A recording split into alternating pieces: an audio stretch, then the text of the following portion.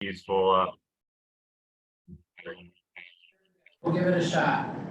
All right, looks like it is. So we can make that available in case there's others in your organizations that would want to see this information. We'll also provide the meeting presentation and a summary of it following the meeting. We're also using a tool called Slido. It's kind of an online polling and questionnaire tool. Couple ways you can access it is just go to slido.com and enter this code 1457410, or you can take a picture of the QR and it will take you there. We'll test that out in a moment, see if that works, but let's start off with some introductions. And I'll just start with probably myself and my colleague Chris Johnson, who's on from the WSP team today. There's some other folks listed on this slide that you might see and interact with, such as our GIS specialist, Mac Chambers. But I'll be the project manager. I've been in the consulting world for about 17 years and came from state emergency management in Colorado before that.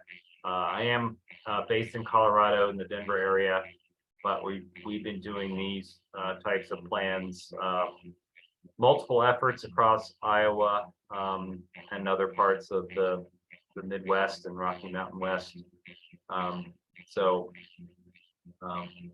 My passion is helping communities understand their risks and vulnerabilities to natural hazard events and other hazards, and helping find ways to reduce the impacts of those risks before they occur in the future. Chris, do you want to come online and say hello?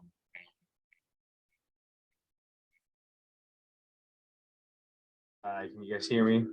Yep. I am Chris Johnson. I am Jeff's deputy project manager for this and one of the hazard mitigation planners with the WSP team. I am actually based in Chicago, but I'll be helping him with the planning process here and possibly coming out there to help with some in-person meetings later down the line.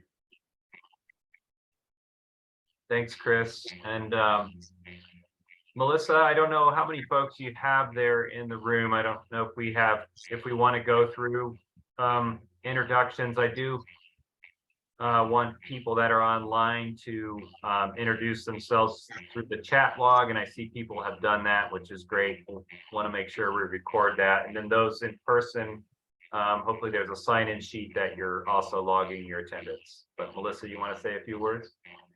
Yeah, so here in the room tonight, I have with me Clinton Oliver with Iowa State University Emergency Manager. I have Fire Chief Ray Reynolds for the city of Nevada.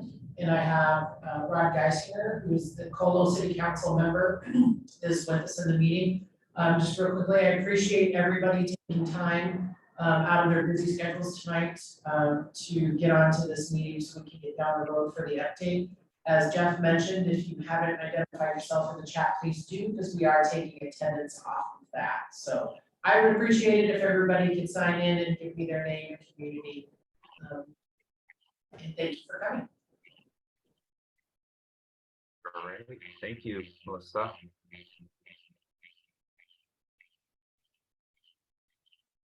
All right, so now we're going to try this Slido tool out with a little test question. Actually, this Slido number looks a little different, but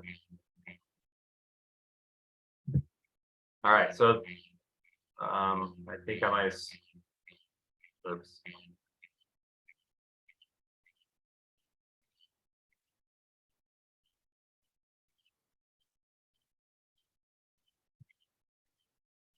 So the first question here, did you participate in the 2018 HMP update?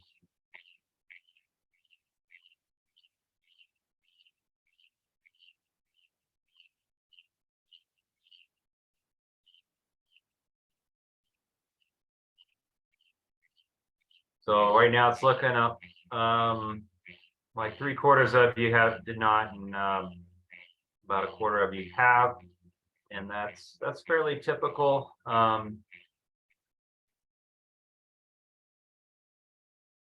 There's changes in personnel and responsibilities, and this is part of the reason we go through these updates every 5 years, is to make sure that people are familiar with this plan, and get an opportunity to revisit it, and understand it and understand your role in it. So good. That helps me to understand where most folks are at in terms of mitigation planning.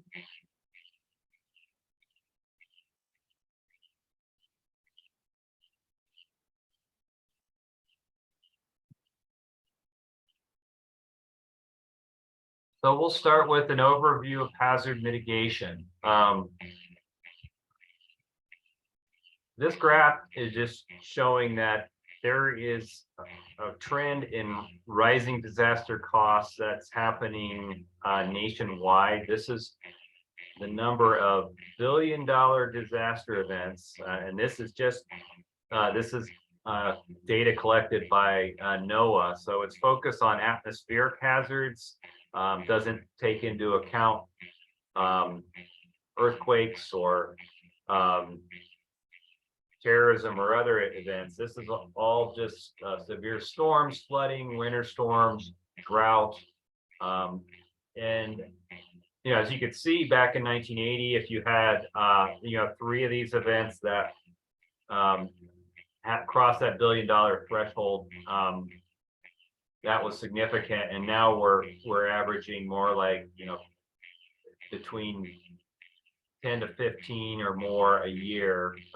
So that's a pretty disturbing trend. Of course, part of that's driven by things cost more than they did 20 years ago.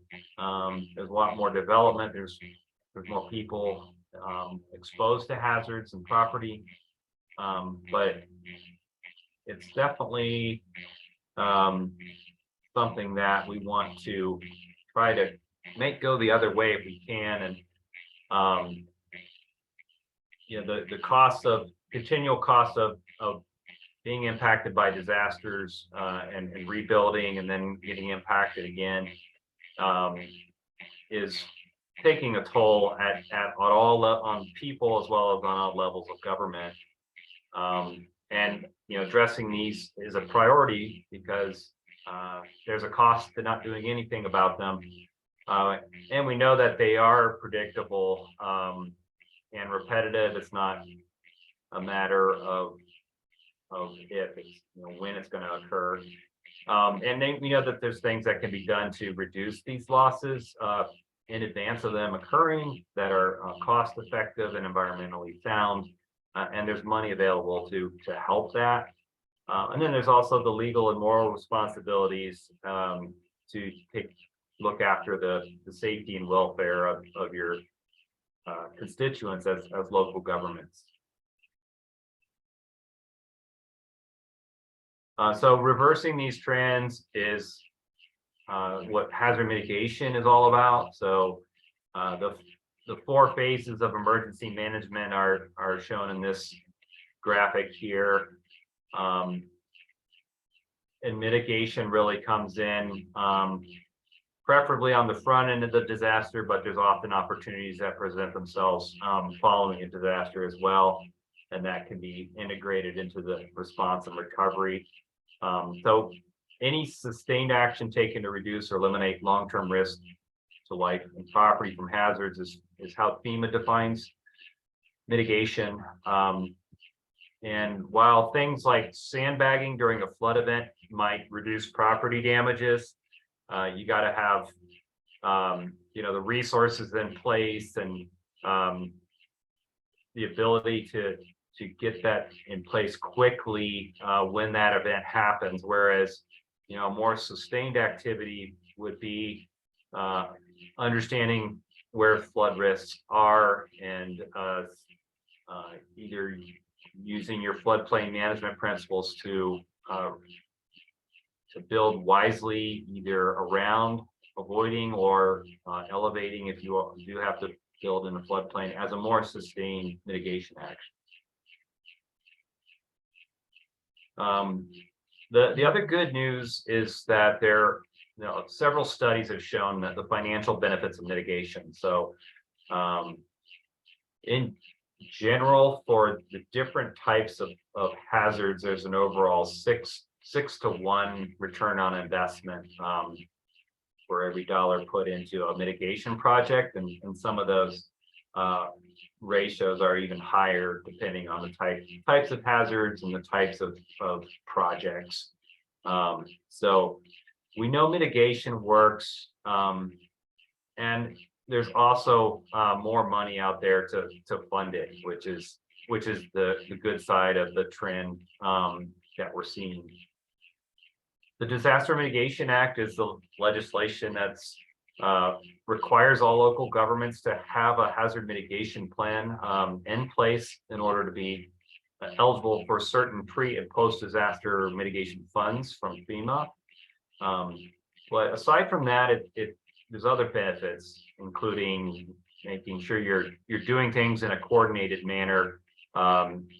You're looking at the potential for future development and planning and building wisely so that we can reduce those losses on the front end and ultimately make your community more resilient to disasters.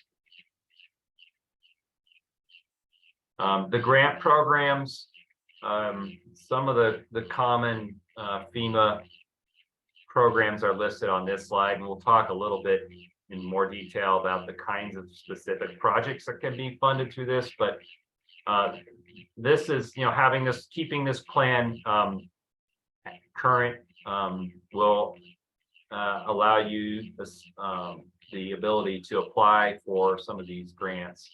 And there's been some changes in recent years. The Building Resilient Infrastructure and Communities grant, the BRIC grant, that replaces, for the most part, the old pre-disaster mitigation grant from FEMA, and it's funded on an annual basis as a percentage of the overall disaster declarations that occur each year. And as you can see, with those $1 billion of declarations, there's a lot of funding now that's going into that BRIC program that can be funded on an annual basis.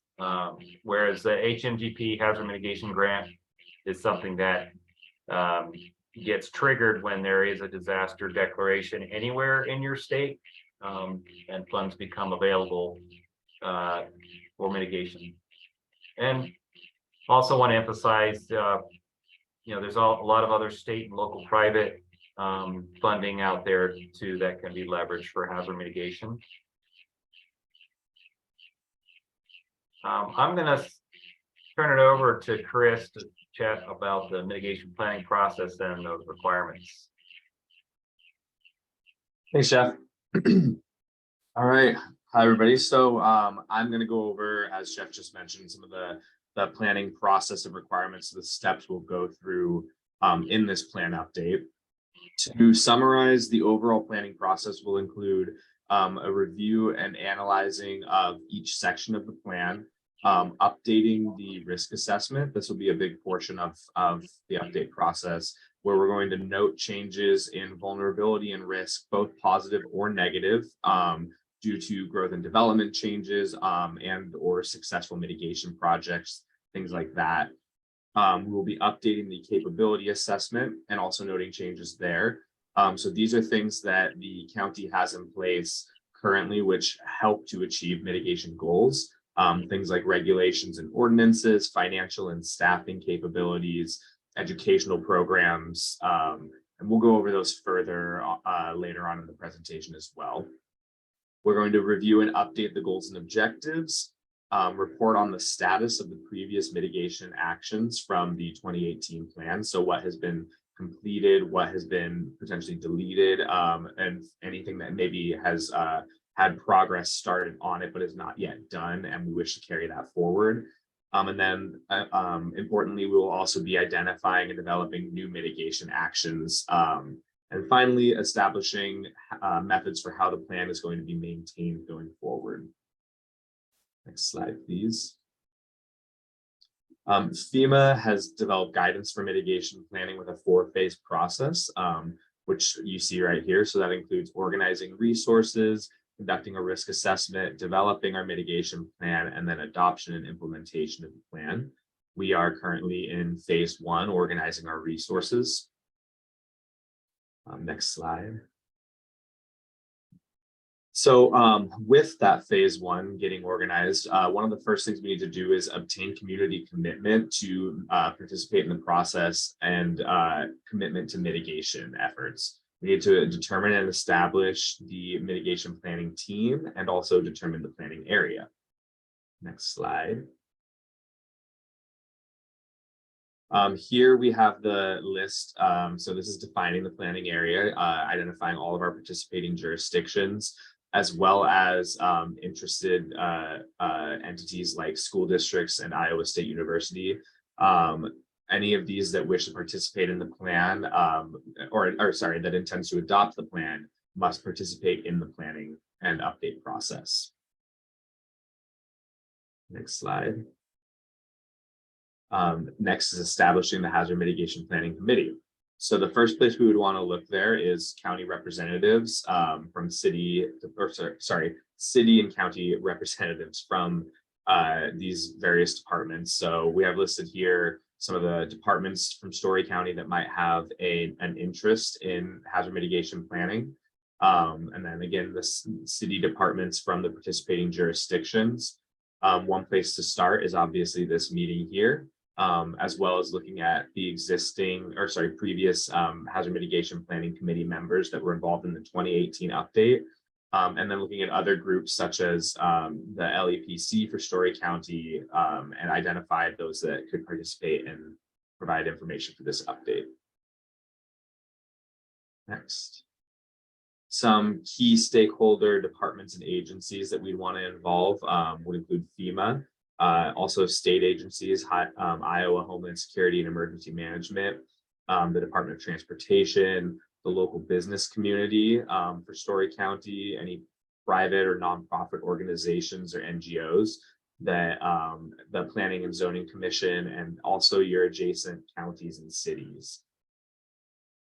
These groups, we want to be sure to invite them to attend planning meetings and give opportunities to review and comment on the plan in order to meet FEMA requirements. So that's something we want to document as we're going as well. Other stakeholders in this process could include local and regional agencies that are involved already in hazard mitigation activities, any agencies that have the authority to regulate development, as I mentioned, neighboring communities, also schools and academia, and nonprofit or community-based organizations such as those that interact with underserved communities and socially vulnerable populations. So next slide, I believe, is going to be a poll for us here.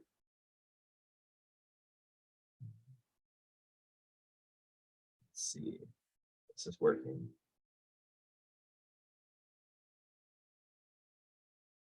So the question we want to ask is, what other stakeholders should be involved in this process? Anybody that specific that anyone can think of, or that have not been involved so far. And I just wanted to check if the poll is working, and I'm wondering if this is carrying over from an old poll.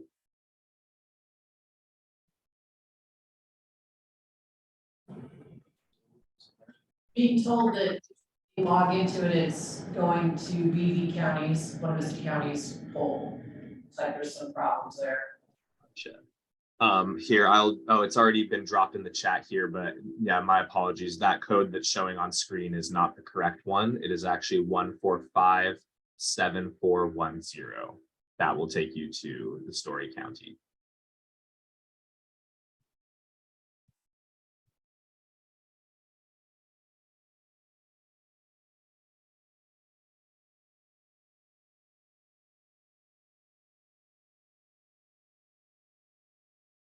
So I don't think that the answers we're going to get will show up on screen here, unfortunately, but some suggestions we've gotten so far are public health, the police departments, hospitals, any notable farm families or water districts. All of these are really great suggestions.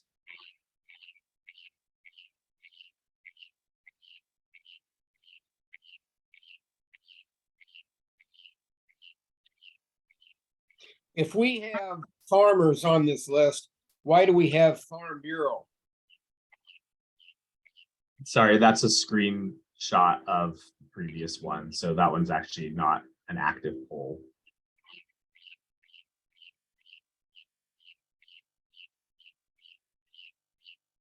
Chris, I might try to log in so that I can see the results, and then I'll share them. They're showing up on my end as well. I'm logged into Slido. So I could always, if you wanted to share screen. How about we'll move on, and then by the time we get to the next one, I should probably be logged in. Okay. So the next phase of the plan update process is going to be the risk assessment. Components of the risk assessment include both identifying the hazards in your community as well as looking at the vulnerabilities from those hazards. Or another way to think of it is what could happen here and what will be affected if that does happen. Go to the next slide, please. So this is also called the HIRA, is shorthand for that. We'll refer to it a lot as throughout the process, and that stands for Hazard Identification and Risk Assessment. FEMA breaks the HIRA process into 4 steps. Let's see, wait, my mistake. As part of the profile process, we'll use a variety of sources to profile hazards to help give a picture of what has happened in the past 5 years since the update, or last update. So that will include federal and state databases, past disaster declarations. We'll use GIS data and mapping to wherever that is available to help map where these hazards occur. And also very important will be input from you, the planning team, as well as the public.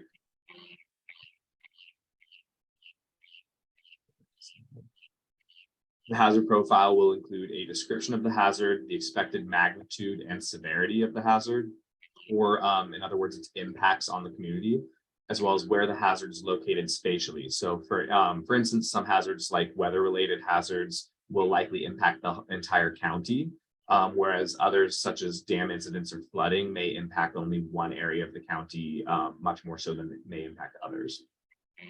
A discussion on the past occurrences and notable events will also be included, as well as how likely it is for a hazard to occur in the future. We'll also be looking at the implications of climate change and the various ways in which a changing climate can impact the frequency and severity of those hazards. And then we'll also provide from that and based off of your input and your perception of the risk, an overall significance ranking for each hazard. Next slide, please.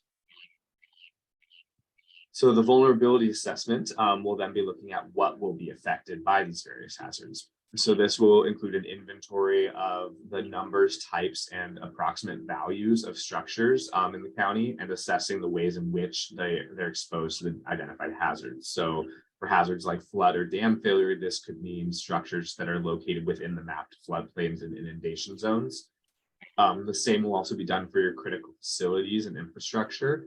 Another way that FEMA likes to look at critical facilities is what they call lifelines. So along the bottom there, those are the 7 lifelines that FEMA identifies. And within that, we break down all other critical facilities into one of those categories.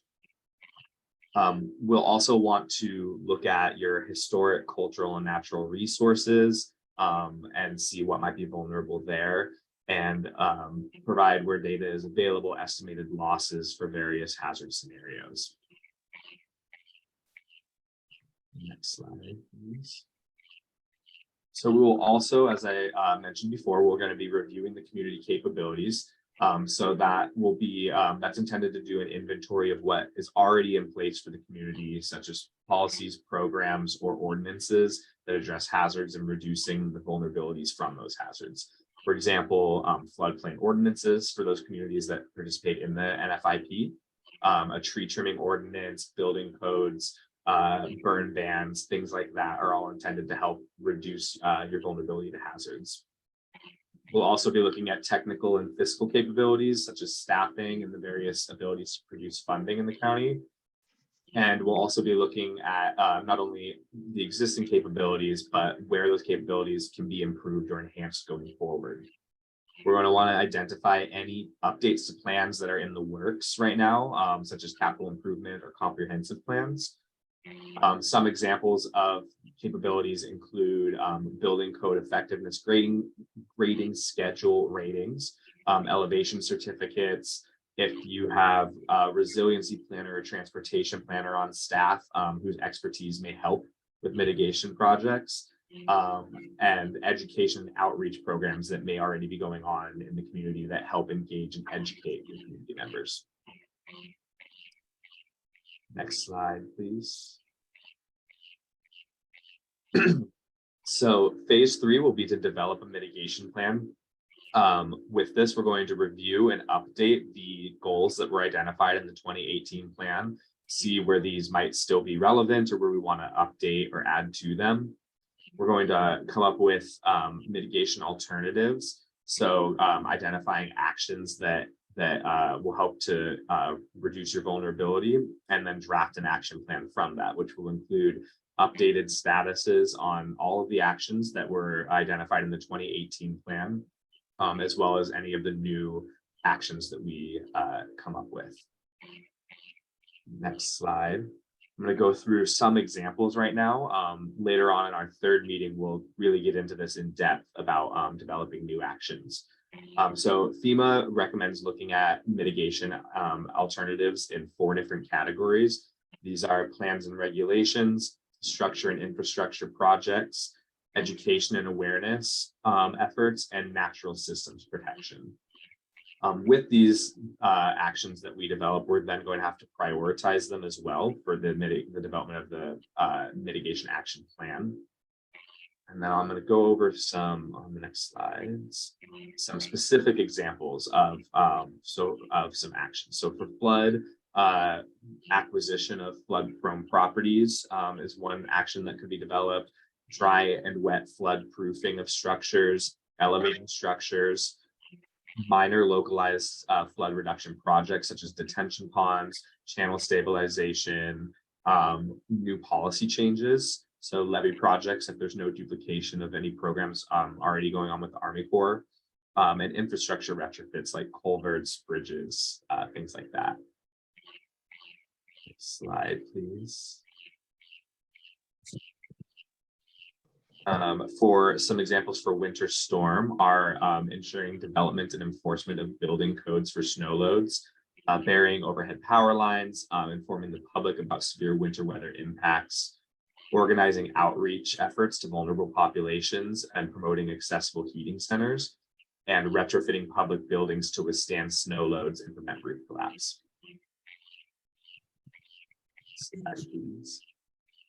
Some other examples are just property acquisition in general, anything that's hazard prone that's been identified, landslide landslide channel or slope stabilization efforts, utility protection and infrastructure retrofits, developing safe rooms, installing generators for critical facilities, doing seismic or infrastructure retrofits, and then climate resilient activities like groundwater recharge efforts or green infrastructure.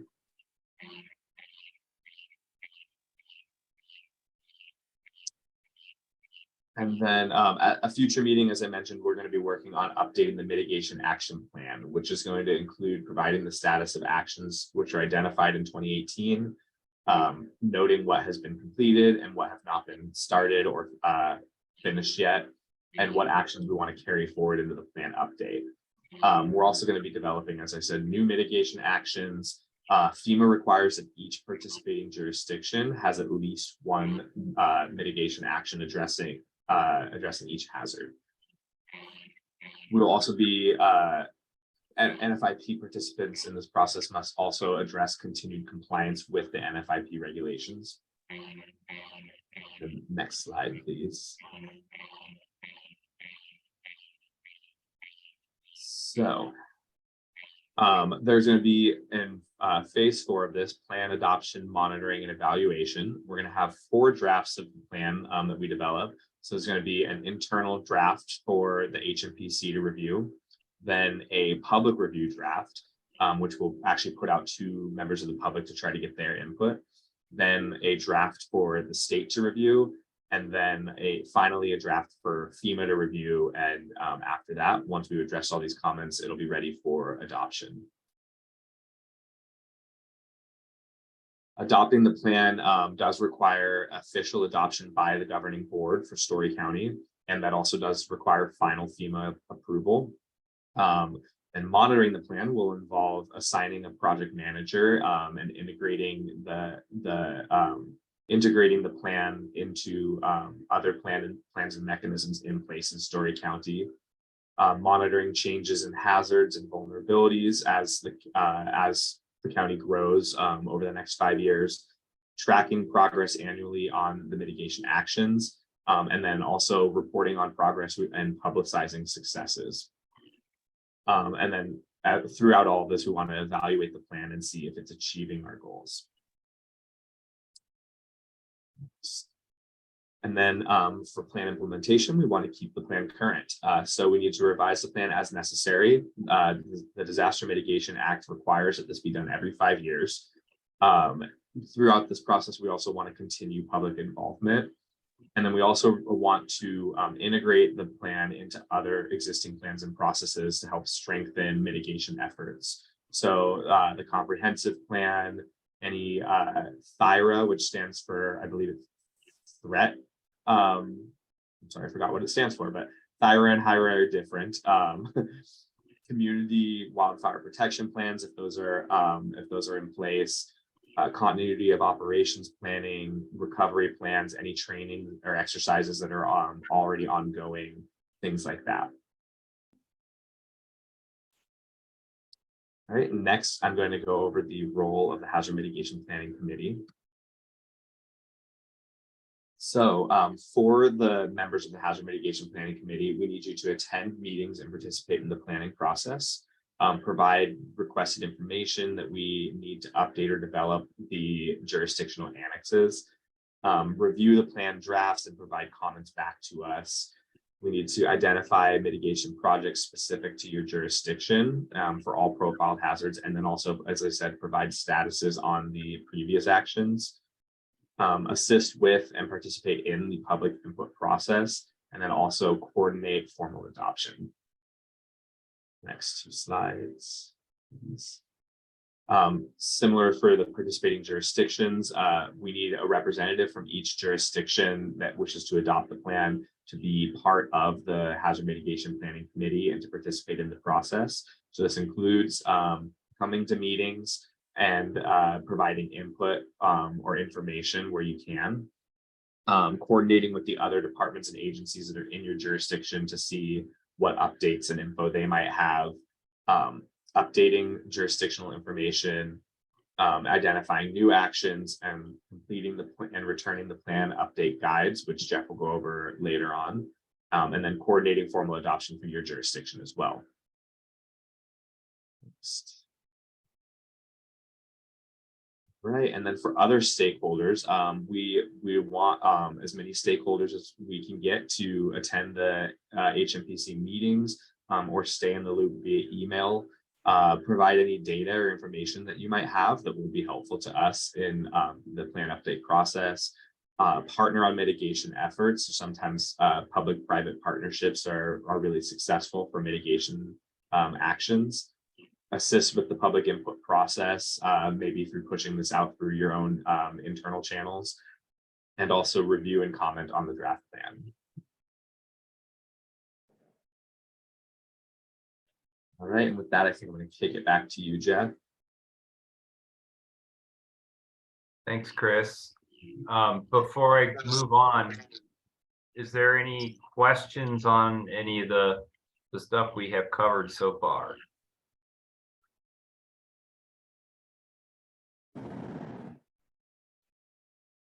Hey Jeff, this is Melissa. I'd just like to add a couple comments to the stuff that Chris just covered. Please. As far as the plan adoption, the plans similar to if folks were here previously, emergency management, we helped you coordinate and give you documents to go through the plan adoption process. Each jurisdiction will individually adopt the plan once it's ready to go, and we'll take care of that.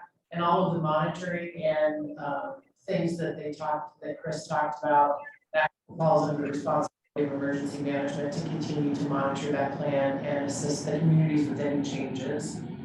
Just to kind of give you guys, for folks that are new, that haven't done this before, just to give you a little previous background.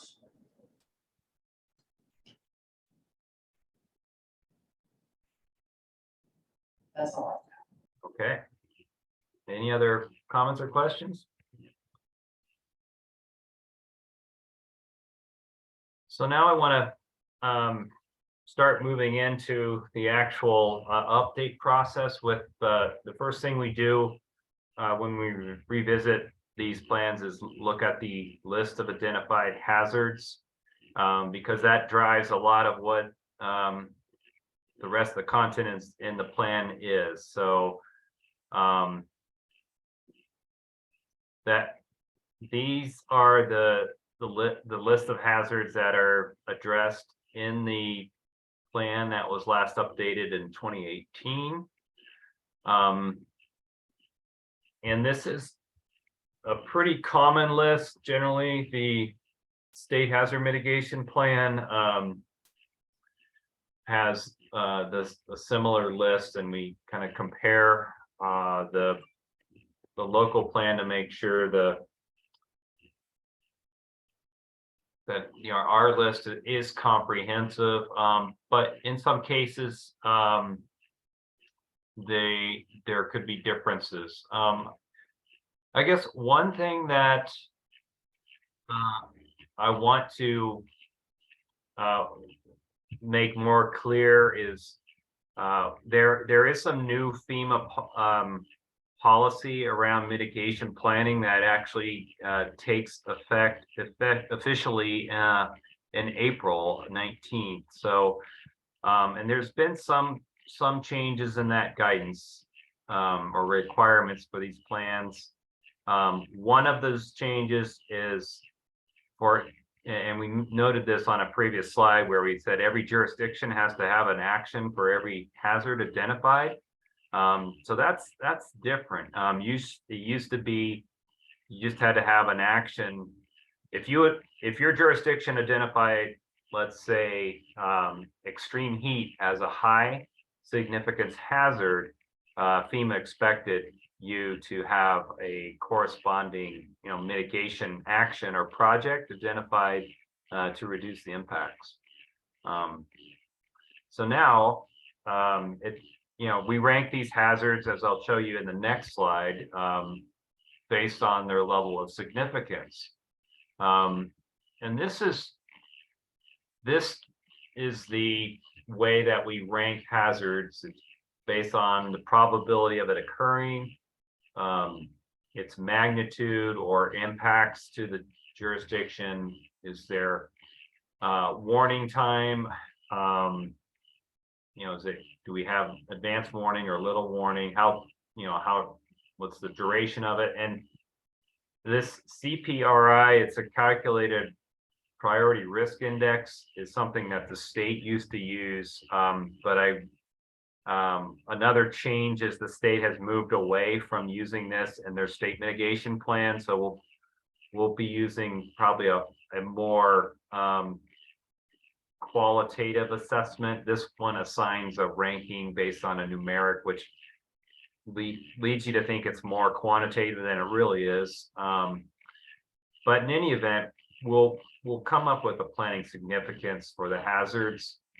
This is for the county overall. So in the plan, it currently ranks windstorms and tornadoes, flooding, and severe winter storm, as well as hazardous materials incidents as the highest significant hazards, followed by a number that ranked moderate and a number that ranked lower or less likely to, based on lower probability of things like earthquakes, or maybe Due to the geology in the area, you don't have as much exposure to things like landslides or sinkholes.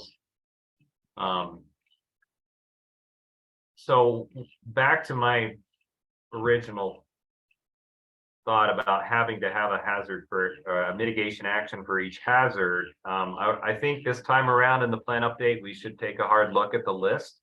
And if there's really hazards on the list that are really not applicable, or really pose a very small risk, or have had historic or potential for small impacts, that we might want to consider dropping it from the plan. But again, this is a group effort, so I want your all's input on this. All right, so what? The slide is jumping on me here.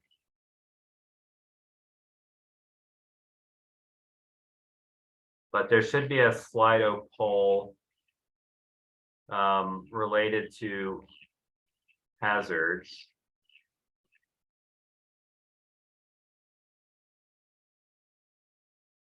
Sorry about this. It's not.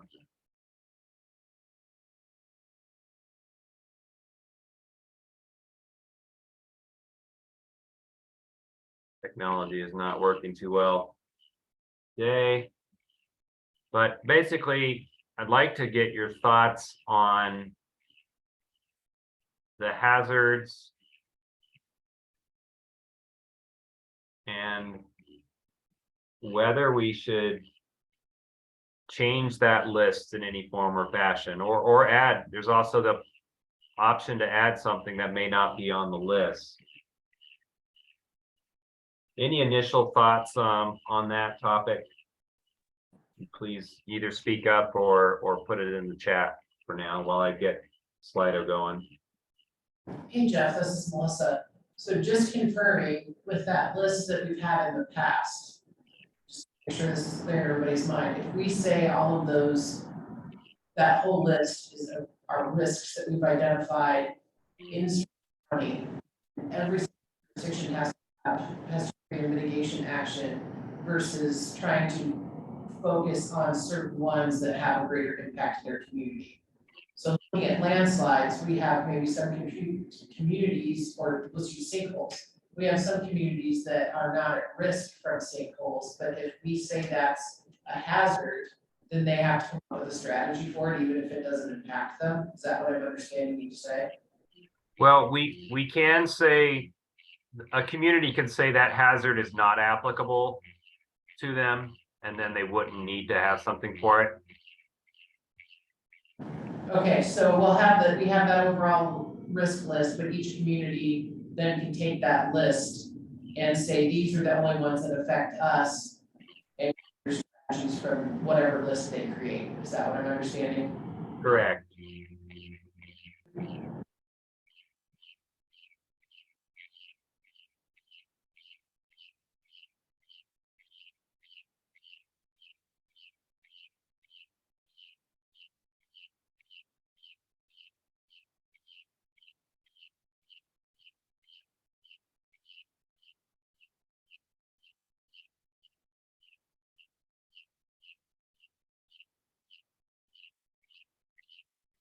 So I'm getting good results here in the Slido poll on my end, Jeff.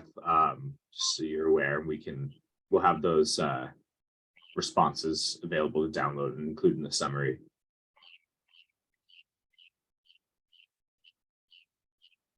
If you want to move to the next section.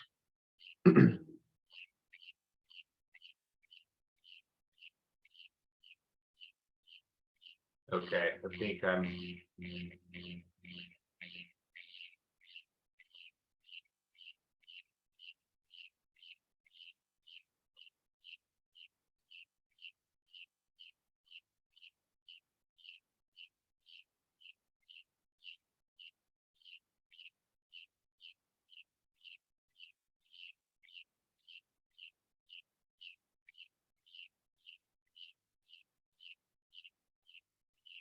Okay, yep, Sue. Some feedback to kind of trim the list down a little bit if it's not applicable, but maybe adding things around pipelines, issues with sounds like pipelines, and then some of the concerns about train derailments, tornado events. Yeah, question on train derailments covered under transportation or hazardous materials. That's a great question. Typically, that they would be covered probably in both sections.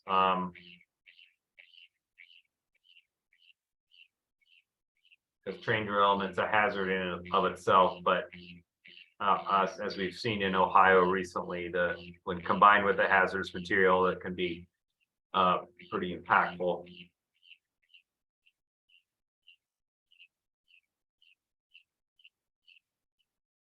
All right, I'm going to move on if I can. This presentation is acting strangely.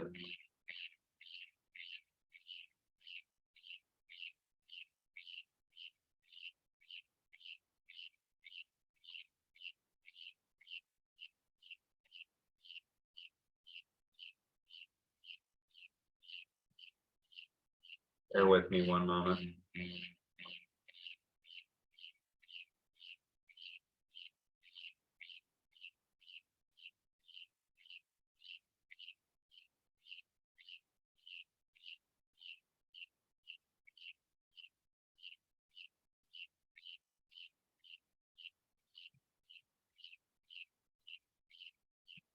So this was the question.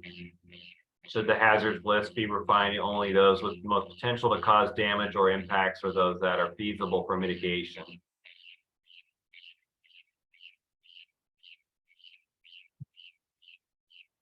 So I got some feedback on that, which we'll share this with the minutes of the meeting. In terms of the assets, so we look at hazards in terms of what they can impact, and your assets are people, populations, buildings, as well as critical facilities and lifelines. So we're building off of best available data. We've already put a request in for the GIS data to support this effort, including the latest parcel with the assessor's data. That's what we use as the basis for the property inventory. And then we use tools like GIS to overlay hazards that are mapped, like floods, to be able to assess and quantify the buildings and properties at risk to these hazards where feasible. And that can help drive, mitigation actions and help you understand your risks. And we'll do that, by jurisdiction where applicable. For critical facilities, we do a similar assessment. We identify if there's any that might be in a hazard area. And we have the list from the old plan and data, so we'll be building off of that. But kind of with that in mind, the other thing we have to look at is growth and development trends as it may relate to hazards. Either some examples that we commonly see are increased pressure to develop maybe around a flood hazard area. I guess is there any if you go to the Slido poll and could provide some feedback on that, that would be appreciated. Or if you have anybody wants to speak up on anything on this topic, please do.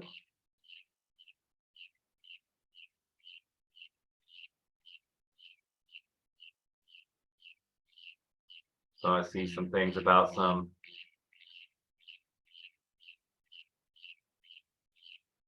development in the Ames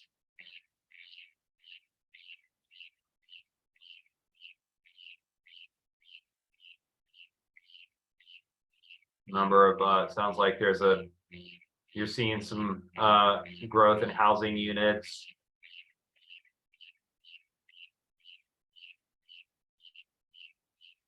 Carbon capture pipelines proposed.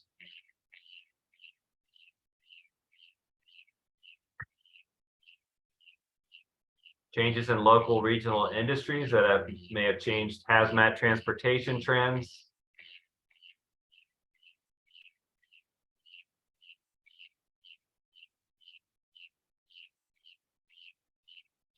Cheaper building materials causing faster fire spread and more damage from wind.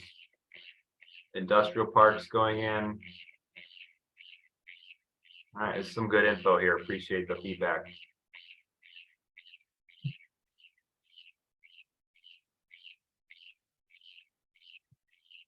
This is the kind of stuff that we really appreciate getting from the planning committee. Sometimes it's hard to find these kind of trends online.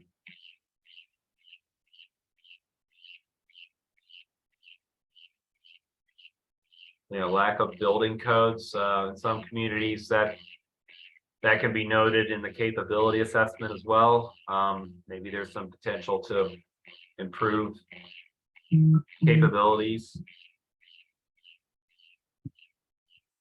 Okay. Appreciate that input. Gonna move on.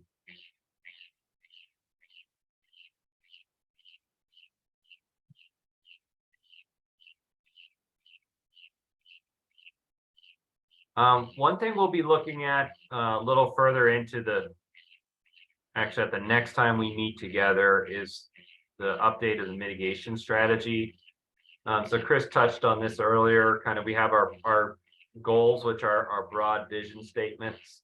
And every time you update the plan, it's an opportunity to revisit these goal statements and determine if you want to, if they still serve the purposes of this plan, or do we want to make any changes or adjustments to them? I think these are good goals. They're nice and straight to the point. But again, just something to be aware of. We will have an opportunity to revisit them and adjust them if we feel necessary. But the other thing that we'll be looking at, and just to get you all thinking about it, are the mitigation actions that are identified in the hazard mitigation plan. And again, they're broken out by jurisdiction. And last time we updated the plan, we made an effort to document which actions had been completed, showing some progress towards those goals. We also made an effort to delete some actions. So you might see some actions that are maybe no longer relevant, or who came up with that, or maybe it's it made sense at the time, but in this day it doesn't. So there's an opportunity to remove actions. And then I'm sure there's a number that you haven't made any progress, or maybe some progress but not complete. So those would be the ones that you want to continue forward in the plan. And then I'm sure there's some that are probably not had any traction at all, and that can be for various reasons. Maybe the funding hasn't been there for it, or there's been other priorities. You're not going to be graded or judged by your progress on these actions, but FEMA does require that we report on the progress, and we'll use a reporting tool to help facilitate that as we move forward in the process.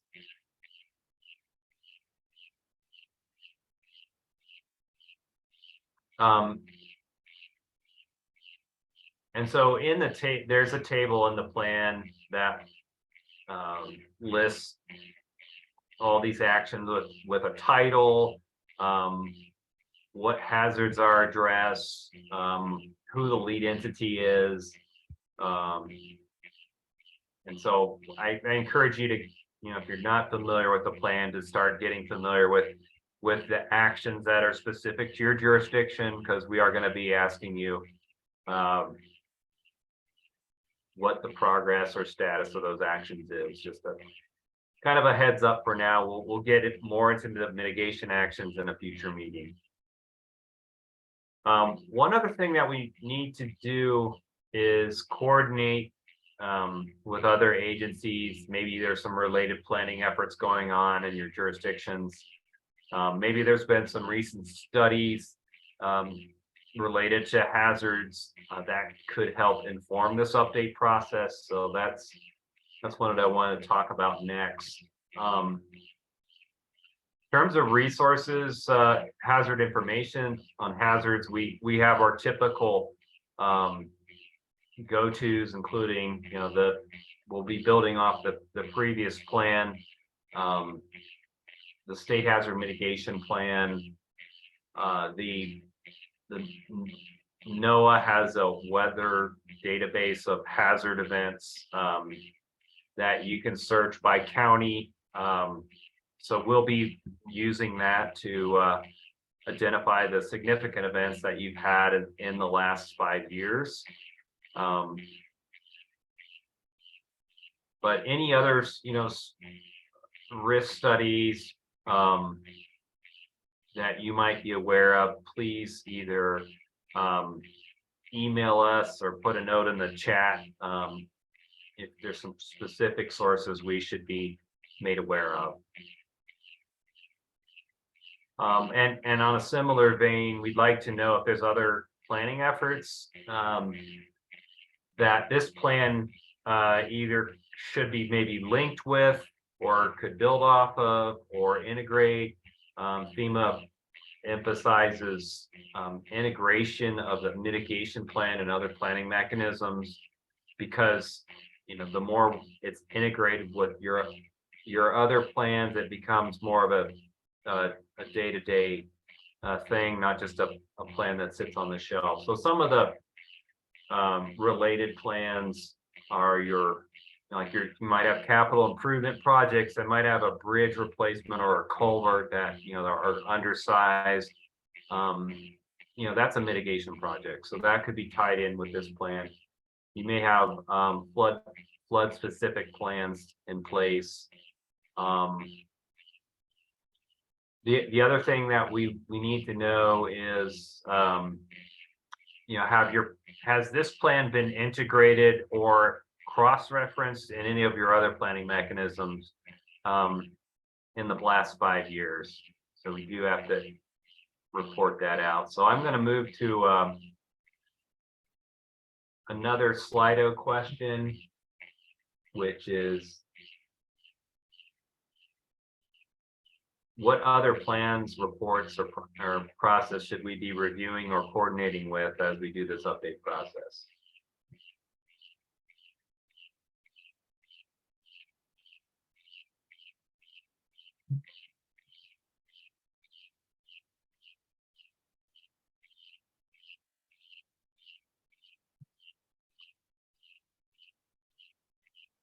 I see 7 people typing in Slido, so there should be some answers that pop up here in a moment.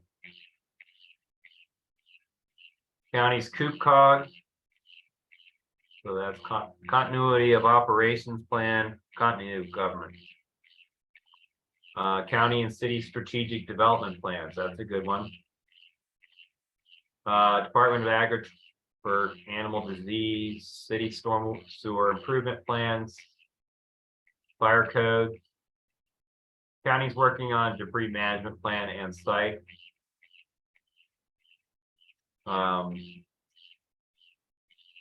Housing study, watershed assessment, perfect. What's a C2C plan?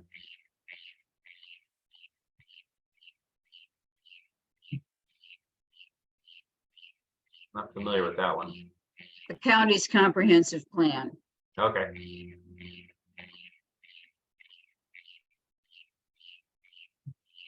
Growth plans.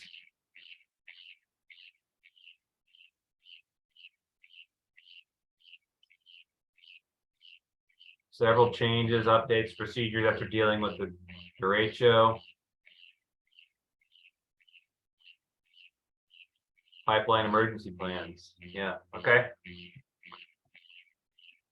Good stuff.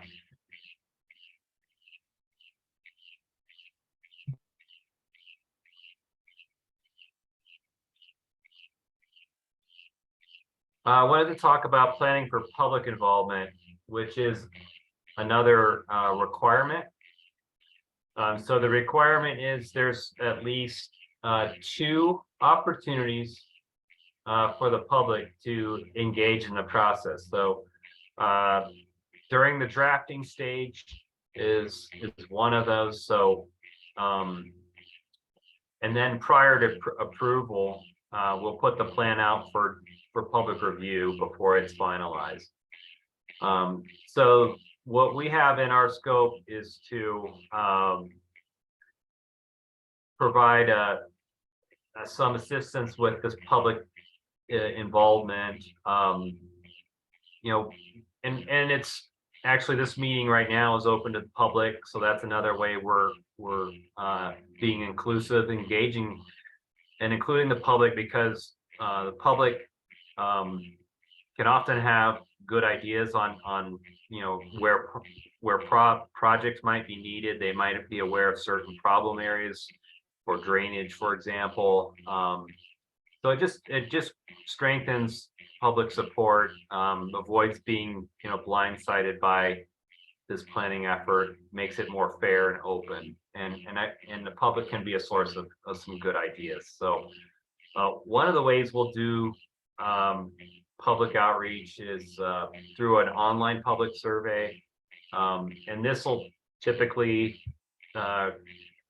be about a 5 or 6 question survey. Won't usually takes about 5 to 10 minutes to get through. So it's not a heavy lift for people, but we'll be asking what are their concerns for hazards, what keeps them up at night, what's their what are the things that have they've been impacted by, what are their mitigation actions they might be supportive of. Do they want more communication and warning capabilities?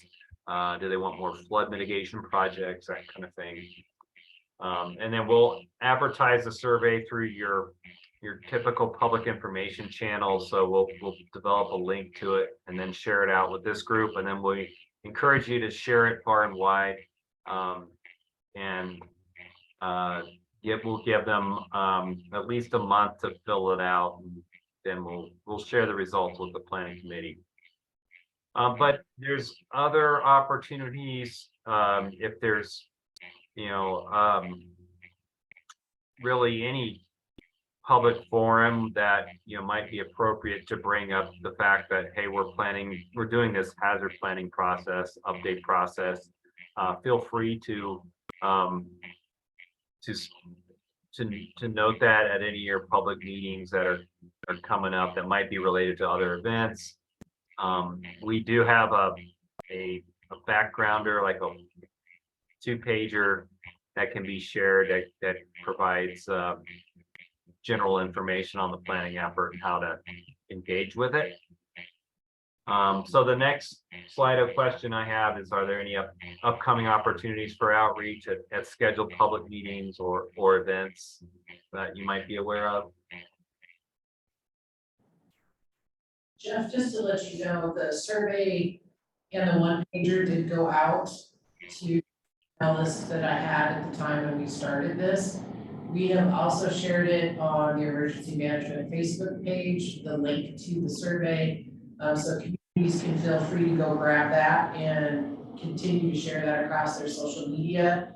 If anybody did not get the 1-pager, please email me and let me know, and I can send that back out. We did not.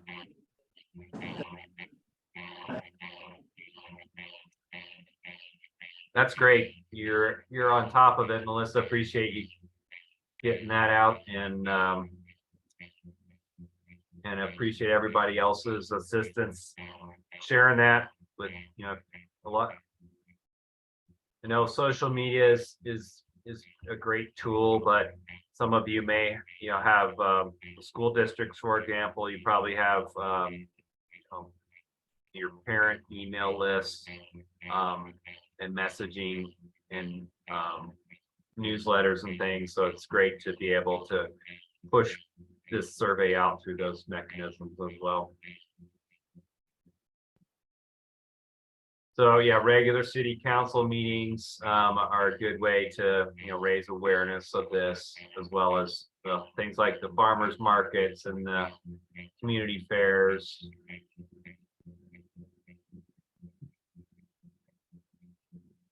Great.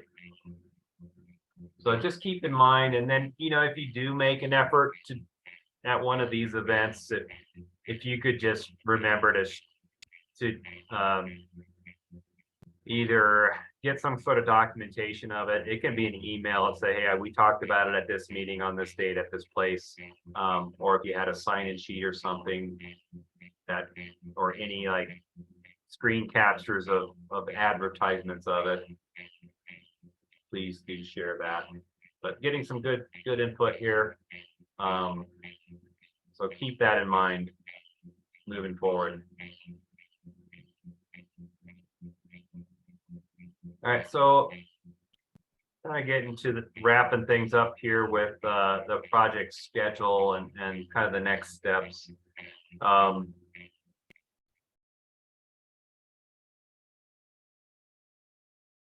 So we're at the end of March here. We're having our kickoff meeting. There's going to be 2 other primary planning meetings in this process.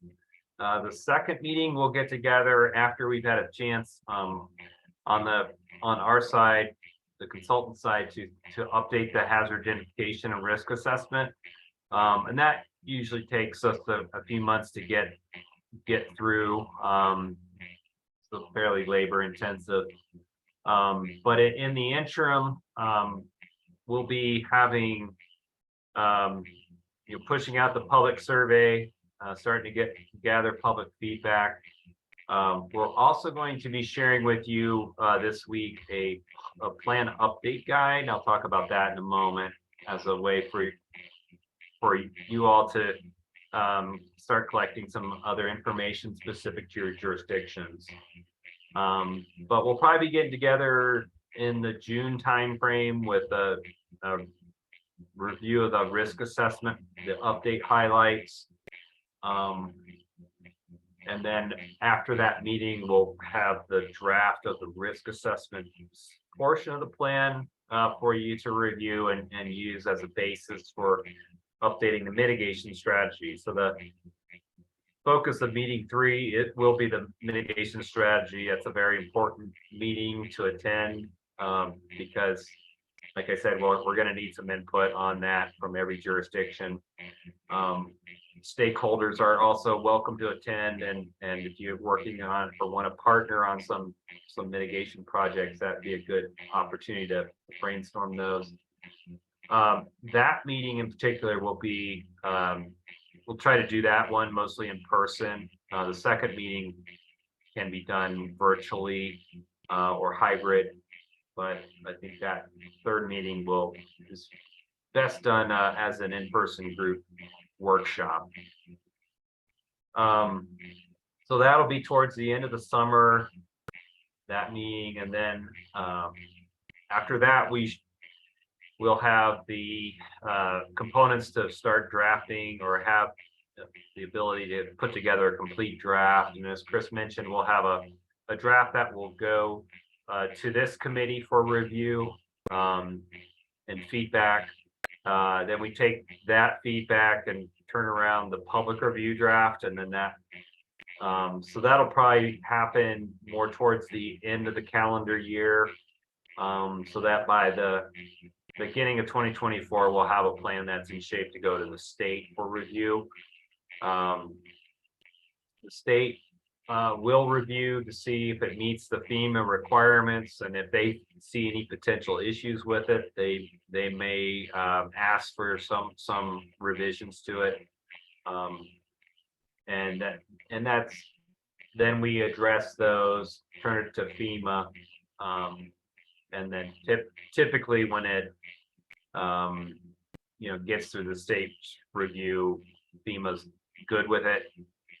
But I would say that, with the new planning guidance that's in effect, things might be a little different this time. But we're, as the consultant, we're going to try to make sure we check all the boxes for all the requirements for each jurisdiction. So the FEMA technically has 45 days to review. They usually typically turn it around faster than that, but so the T is for tentative on those dates because we can't predict exactly how long the FEMA reviews will take. But we're basically looking at about a year from now, we'll have the plan ready for adoption. And typically the process is we get a approved pending adoption letter from FEMA, and then once the communities adopt it, a final approval letter will be issued, and a new 5-year clock will be set. Any questions on the schedule or milestones? I see a note about late August is when many people take last minute family vacations. Yeah, and it's back to school, and so we can take that into consideration as we move forward, and we'll try to find dates that generally work, and try to avoid times where there might be a fair going on or some other activity. So thanks for that feedback. I do have a question. Yep. I have the 2018 hazardous mitigation plan in front of me, and it's an inch thick. And I just have been going through it as we've been going through this presentation. I found one place where it talked for 3 pages about upstream dams and came to the one-line conclusion that this is not a hazard in Story County. I assume those 3 pages and everything in there had to be done because it checked a FEMA box. But I question the usefulness of a 1-inch thick plan that I signed for 4 years ago, and quite frankly, I've not had the time to crack open and found in my bookcase today. Is there a way to do a short version of this for when or something? Yeah, so thank you for that observation. And yeah, so the reason that hazard identification and risk assessment is the thickest part of the plan, and the reasons for that is FEMA has very detailed requirements for that risk assessment. But if it is, and we even looked for things like dams, we look outside the county because hazards don't stop at county lines, and sometimes the risk might be outside the county. So that's why we look outside the county to see if there's risk upstream that could impact the county. But if the result of that assessment is, as you say, that there's really no or very limited risk to dams, then that could be a candidate for a hazard that we could potentially look at stating just what you brought up, that it's not really an issue or concern. Hey Linda, this is Melissa. Are you still there, Linda? Yes. Yes, I am. A lot of this, I do agree, Linda, and it's been a conversation that we've tried to route up to the federal level with a lot of our legislative representatives, that yes, the bulk of this plan is quite frankly useless information that will never crack open. However, as Chris mentioned, I think it was Chris mentioned, FEMA says we have to have it in the plan or they won't sign it. And I can't say that I don't disagree with you, Linda, but there's some things that we just have to do to get FEMA to say, yes, you're approved. Yeah, but my point, I guess, is there's probably some useful information. I'm sure there's useful information in here, but it's how to just separate that out from the, I don't know how many pages this is. Like I said, it's an inch thick. How to separate out the things that really are useful from a whole bunch of other stuff. And maybe that's where you can help us, Melissa, because you're so familiar with it. But I just, we say we don't want another plan that sits on a shelf. Well, this one's been on a shelf for 4 years because it's nothing that anybody has time to read. I don't disagree with that. We can, that's certainly something we can look at down the road. Thank you.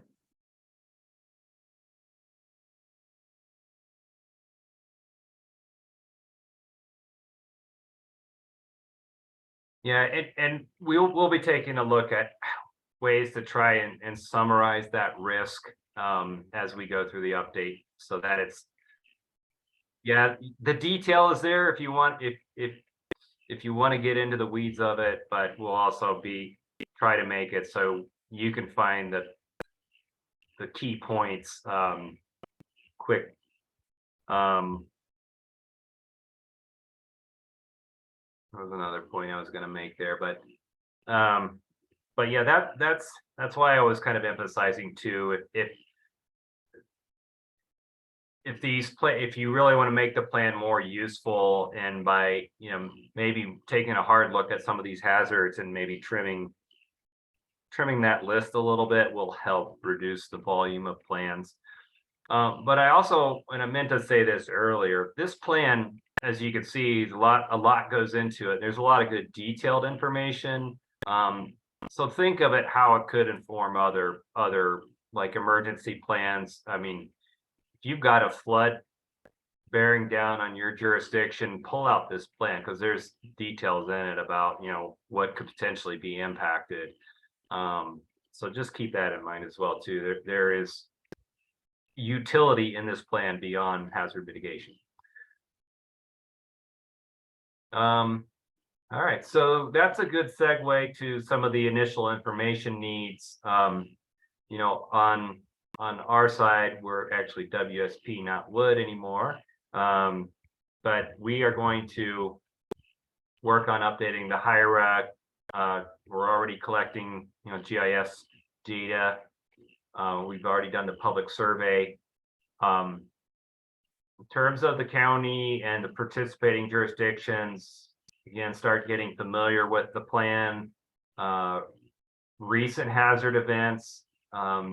We want to know if you've been impacted by things since 2018, and I know that you have, with the incidents like derechos, and there's been tornadoes. We talked about those growth and development trends and updates and plans and policies. So how do you get that to us? Well, we developed this thing called a plan update guide, or a PUG for short.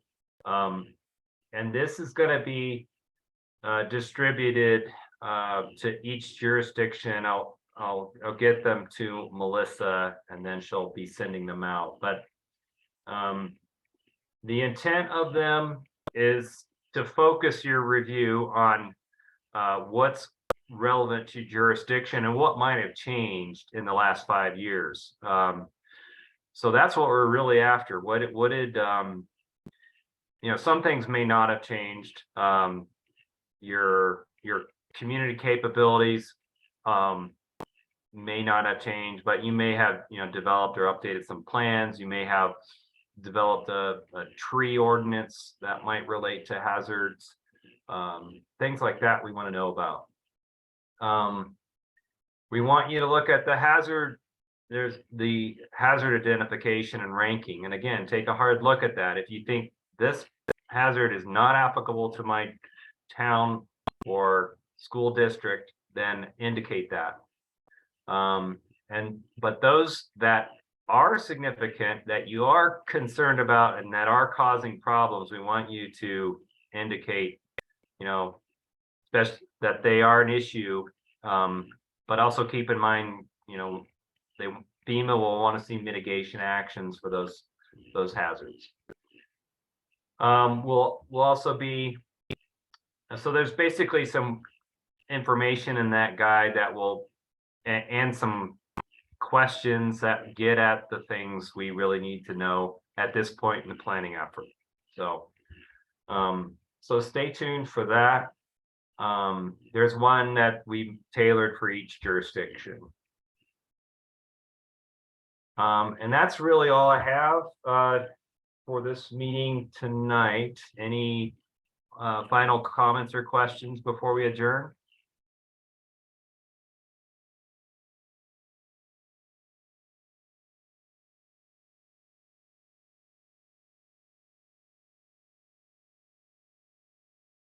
If not, make sure you, if you didn't already, sign in to the chat log or the sign-in sheet there in the room with Melissa.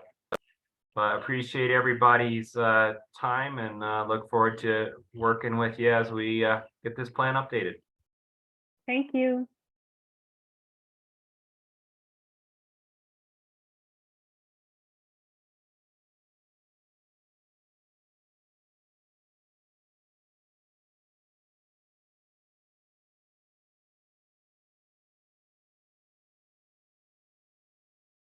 Are you still there? Jeff? Yes, I'm here. I've asked a couple times if we could have the PowerPoint slides. Oh, yes, I will be sharing those Okay, as well. just want to make sure before you signed off Yeah, that you've seen that. and I'm making sure I save the chat log here as well before. we Good. sign off. Thank you.